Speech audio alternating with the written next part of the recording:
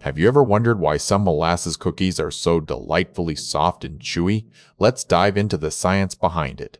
Molasses cookies are a holiday favorite, known for their soft texture and rich flavor. The key to this softness lies in the ingredients we use. Brown sugar is crucial as it contains natural moisture, which helps keep cookies soft. It's often what differentiates crispy from chewy molasses cookies. Choosing the right type of molasses is also important. Unsulfured or dark molasses work best. Avoid blackstrap as it can make cookies too bitter. Ginger molasses cookies, for example, are soft and chewy thanks to the combination of these ingredients. They also contain warm spices like ginger that enhance flavor.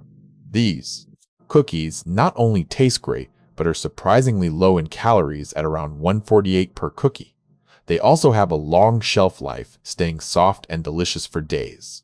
So remember, the secret to perfect molasses cookies lies in the right balance of ingredients like brown sugar and dark molasses. Now you know how to bake the softest molasses cookies ever. What's your favorite type of cookie? How do these tips change your baking approach? Share with us in the comments below.